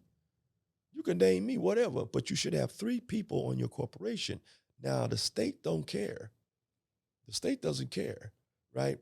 You'll see me on my website, on economicmasonry.com. Mm-hmm. You'll see me, all politicians, Shirley Weber, she's the Secretary of State. You'll see me with her. If you walk in, the state doesn't care that you have one person because they're not here to advise you. But when you go to the bank, they're going to look and say, he don't speak Latin. Right away, they're going to say, how's he running this big giant company in one person? Right. Next thing is, on his good standing letter, when you have a corporation, you have a good standing letter, you see there's a date in here. When you go to fund and that date is not as older than 6 months, you're going to go down, because you should order, anytime you get ready to fund, you should say, listen, this is older than 6 months. Call the state and say, can you send me an updated good standing letter? Because the bank going to say, that's old. And they're not going to tell you, can you get us a new good standing letter? They're just going to say,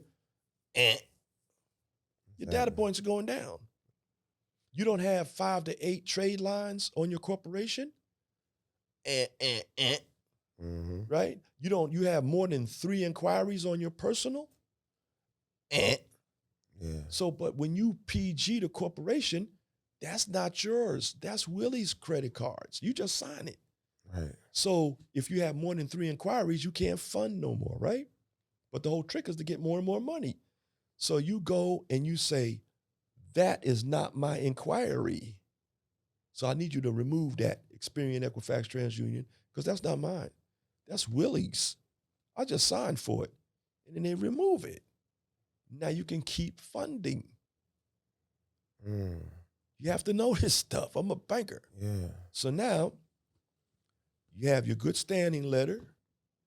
That's a person that says I'm not in trouble. You got your articles that says this is my birth certificate. And remember, we have the shares in here that are worth nothing. So we got to build it up by making, getting loans and buying real property, putting it in there. Now it has value. Then you go get your EIN number. That's what you call like it's Social Security number. Right. It's a 9-digit number. You remember people used to do CPNs back in the day? Yeah. I was doing that 25 years ago, bro. Yeah. Right? It's got a 9-digit number. The corp has a 9-digit number. Your social has a 9-digit number. That's from FDR, who issued those identification numbers for your personal. As a individual, you can walk in a bank and say, I don't want to give you my social. And they'd be like, oh, you have to. No, I want a non-interest bearing account. And they'd be like, I don't know it. Can you get a manager, please? And the manager will look it up and say, Okay, sir, so you don't want our interest? No. So, well, when FDR built this whole thing, right, Roosevelt, he said they went to the war, they came back. They need Social Security. World War I, World War II. So he said, I'm going to issue the Social Security number. That's only based on things that have to do with the government. And the government backs the bank. So you get interest, you have to give your social. If you say, I don't want your interest, I don't have to give you my social. See, people don't know these things. Right. But let's get to this one. The EIN number is now the identification number. So you have all three things now. You got the good standing letter, which should be updated. Look at the date. You got right here the articles, which is a birth certificate. Then you go online for 5 minutes and get your what they call a EIN number. Now you can go open your bank account. But like, you know what the craziest thing is? Yeah. People go in and they say, what is your what's the name of your business? And you say, well, my business is ABC Trucking. They don't like trucks. They don't like truck. They don't like real estate. They don't like trucks. They don't like restaurants. It takes 2 years to get a restaurant going, right? Right. And they fail most of the time, right? Yeah. Most of the time. And then they don't like risky things. So why would you name your company something they don't like? Right. Because you don't know any better. So they like consulting. They like like this. They love this technology. Sales, stuff like that, consulting. Mm-hmm. So if you name your company something they don't like, then you're not going to get the money or you're going to go down in money. So you should name your company. You should always name your company something that's general. That means nothing. Right. Like ABC Inc. That doesn't mean anything.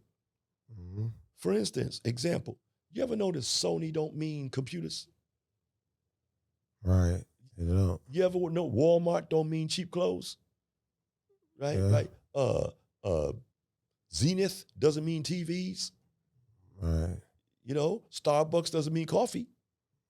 Right. Because they know better. Somebody taught them. So they know I'm not going to be put into a SIC code the banks don't like. Right. So I would say to everybody, go on Google and look up SIC codes that banks like and SIC codes that banks don't like. Because a SIC code is a identifier. Like I'm a trucker and I drive truck. Like I'm a trucker and I'm in the transportation industry. So let's say a trucker the code would be 1536, 15364. I'm a trucker. The industry is 36251. I'm in the transportation industry. That's a SIC code, SIC code. So go on Google and look up SIC codes banks like and SIC codes they don't like. Now you know not to name your business that. Right. Right? Or you're going to be like, but they don't like that. They don't like LLCs. Yeah. Right? So don't do that. Now you go in. The craziest thing is that people they go name their company. Mr. Whitehead said, well, I learned not to name my company anything specific, right? ABC Inc. You should name your company something in a Latin name. Because this is a very quiet club, if you will. Yeah. And they can tell if you speak Latin. Right. So right away they say, he don't speak Latin. Oh, look at that, he don't speak Latin. It's almost like a joke. They like it. No Latin. You don't know what they're talking about. Right. But you go in, I say, listen, you didn't name your company, you didn't get an LLC, you went and got yourself an age corporation. Okay, great. And you didn't name yourself something that they don't like. Great. And then they turn around and apply for the EIN number and it says, what are you doing? You say, a trucking. Don't do that. Right. Right? They say, Yeah. what you do? I'm a consultant. Don't say something they don't like. Now you're getting your EIN number and you screw it all up. So don't go and get your EIN number and say something they don't like.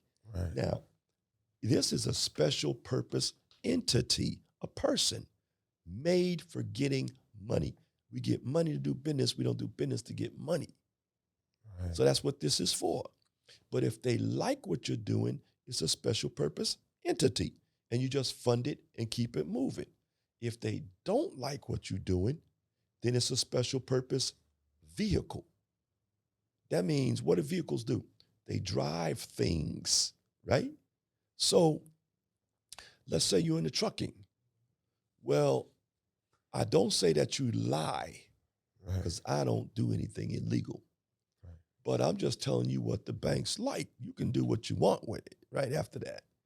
So banks don't like certain things. So if this is a special purpose vehicle that they don't like, get the money, what they want, and you drive it to where it needed to go. See what I'm saying? Yeah. Okay, I never advocate lying to the bank. Yeah. All right. I'm just telling you the rules. Right. So now, structure. We have to go in, get the corporation, then we have to build it like they want it. So we got to go in and say, this is a person. If you go in and talk about doing business out your home, that's your poor cousin on your couch.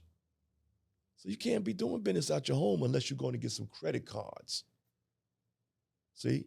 So you should have yourself an office.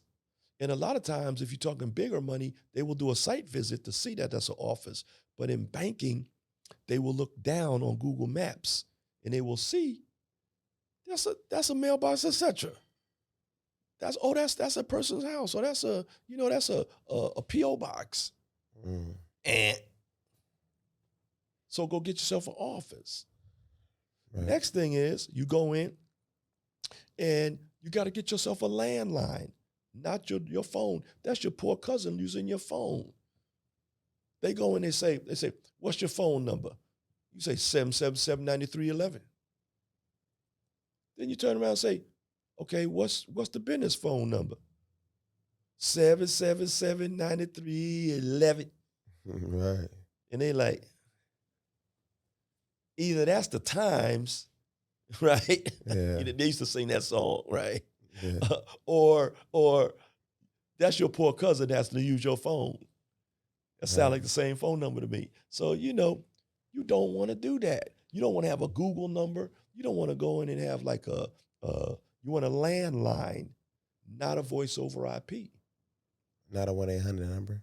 You can have a 1-800 number that's a vanity number. That looks good. Okay. But you want a landline first if you don't have anything. Okay. You want that. Then maybe you can add an 800 number. But now you got your address, you got your phone number. If you got an age website, if you got an age corporation, you need an age website. That don't look uniformal. It's not a uniform. You got a brand new website. People crack me up. They got the brand new website with the old company. Banks, they're like, wait a minute. Next thing, so go in and get yourself an age website. Mm-hmm. Right? Go in, look, a domain you can't be talking about I'm yahoo.com, Gmail. That's not professional. You got to have yourself a .com. So you go in and get yourself an age domain number.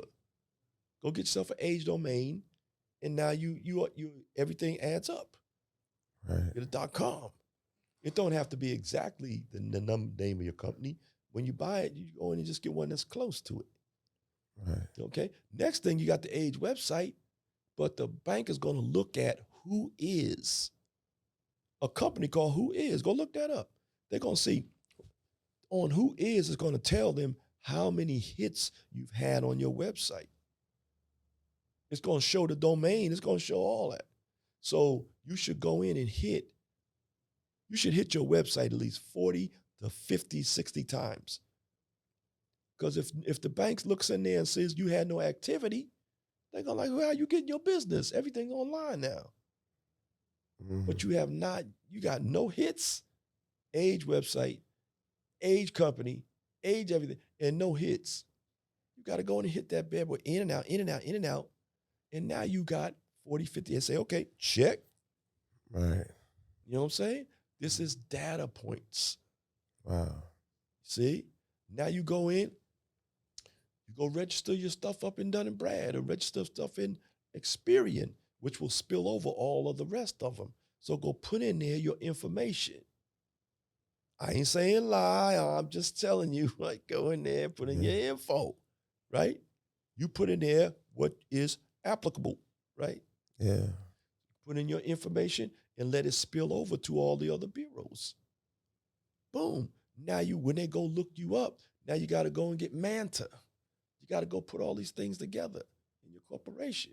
You got to get Manta. If they can't find you, then guess what? They say, wait, how you getting your business? So you got to register with all the business listings. Got to build a person here. This is a person. So once you build that up, you got your credit tight. Now you can go and make your first move. Credit cards.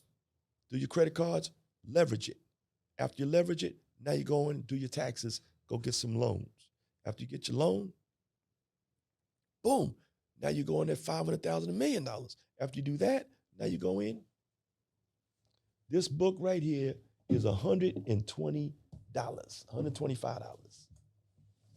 You order that online.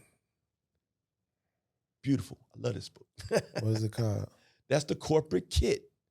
This is kit. just, they put the name of your company on the front. This is the corporate kit.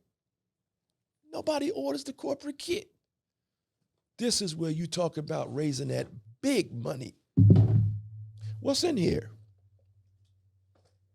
These beautiful things called stock certificates. Yeah. I'll get it later. Okay. And they give you as many as you want. As many as you want. And they give you guidelines and stuff on about how to run your company. $125. Wow. Nobody orders the corporate book because nobody's teaching us, right? Now you take this and now you start raising money. A fund, or let's say you go out and you start raising money from a crowdfunding. Yeah. Or you go in and build your own fund. Now you're talking not 100,000, not 200,000, 100 million. Right. 10 million. Go in and research funds online and look and see. These people are not saying, hey, invest in my company. We have a fund. They're not saying, give me $10. They saying, we're raising 100 million for our real estate. Same thing as Google, same thing as anybody else. What Bitcoin saying to you? Give me your money and I'm going to invest it. It's going to go up, right? Mm-hmm. So that's the same thing that they're doing. Yeah. You could do the same thing, but nobody's ordering the book. $125? Yeah, that's wild. Now, once you got that popping, let's look at the third level. A publicly traded company is Google, Yahoo, Amazon. They're all publicly traded companies. Do you know the same way you could buy an age corporation and not wait around to do business with the bank? And you can go buy a shell, not a shelf. A shell is a publicly traded company that you can buy. Yeah, I never knew that. You can buy a publicly traded company. That means the whole world, you can say, can you give me some money? The world. That's why they're so rich. That's why they're billionaires. But we have no clue. So let's say first a person, he had a publicly traded company. He's pulling money in around the world. And maybe, he got a divorce. Or maybe he COVID or something. Or maybe just don't want to do it anymore. They'll sell you that publicly traded company. You take your company, your shelf or your company, put it inside that one. That shell It's a shell. And that's called a reverse merger. Now you a public, imagine a guy walk up, you say, KEVO, what you doing? What you been doing these days? Ah, man, I got my publicly traded company. What? Right. How many cats walking around there talking about I got a publicly traded company, or I'm doing I have a fund and I'm raising 50 million, 100 million. If you got 50 million, you should be raising $1 billion. If you got $1 billion, you should be raising 50 billion. It don't stop. So these people bragging, I got 200 million, I got 500 million, then you should have $1 billion. Right. You just don't know how to raise funds. It's a raise. So you go into the bank, then you leverage, then you start raising funds, then you get your own fund, and then your money's moving so well, you're very attractive, and now you open up to the world. That's called a pre-IPO. That's saying, I'm getting ready to go public. And everybody hears that sound, and the brokers all send it out to all the investors and say, so let me look and see how this company is doing, because I'm rich and I want to invest my money somewhere. I don't work. I like this company. So let me give you some money in there. Now, if you take some money in your fund and you say, I'm going to give you it's a debt. Mm-hmm. You say, I'm going to give you 8%. I'm going to give you 8% on your money. Check this out. If you gave them exactly what you said you're going to do, the word is going to spread around the world. You're going to have people coming from Dubai saying, listen, I seen what you did with that other business, I would like to start out by giving you, 5-10 million, okay, to see what you can do with it. People have money. They want to invest, but they want to invest with people who have a good track record, right? And you might say, I know because I've been there. You might say, but right now we don't have any slots. You know what I mean? So maybe in 6 months, they get mad. They say, what are you trying to say? You don't like my money? My money's not good? Okay, I said 5 million. The most I'm going to give you is 10 million. That's it. I know you're just trying to get more money. I'm sorry, sir, we don't have any slots. Mm-hmm. Look, we're going to open up for our next raise, right? Because you can raise a raise after a raise after a raise after a raise. But we're looking for Section 8. Mm-hmm. We're talking about a Ferrari. Man, you could be building like Trump. Yeah. And you're saying, okay, sir, okay, listen, I'll try to see what I can do. Okay, thank you. Yeah, thank you very much. You do well with this money. We give you more money, no problem. I have many friends who wants to invest. Well, sure, no problem. Check with me in 6 months. You will have so much money that you're rejecting. That's what this is all about, man. People want to invest. What do you think the Wall Street is about? If you went in and said Bitcoin is going up 10%, 2 points, everybody's going to be dumping money into Bitcoin, right? Who's controlling the money?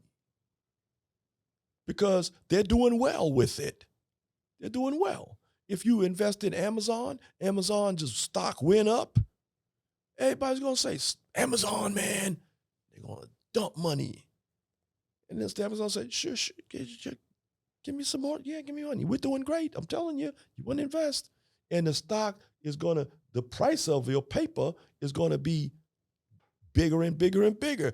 Last time it was $10. Now it's $300. That's how that works. It's called volume, right? So now, if you go in there, you say, I'm giving out exactly what I said I'm going to do. Don't go in trying to beat and rip people off. You're cutting your head off. Or I'm going to go buy me a $10 million yacht with the investor's money. Why don't you just do what you're supposed to do and you can buy $2 million? They used to have a saying back in my day. Old man told me, he said, there's a saying, son. I said, what's the saying? He said, there was a cow and his granddaddy, little young cow. He said, Dad, let's go down and get a little milk from one of them cows. Right. And he said, no, son, let's walk down, not run, and get all the milk. So do what you're supposed to do and have some integrity. And then people are going to be like, man, this dude is doing exactly what he said. Give him some more money. And you're going to be like billions, brother. It's going to be. And nobody's teaching us how to manage paper. Nobody. So that's crazy. That was some good game. Yes, good sir. game, brother. Yes, sir. Hey, man, y'all know what's going on. Famous and Wealthy Podcast, man. We got my man, Mr. Whitehead. He just gave the best advice, game, everything in the world, man. Stay tuned.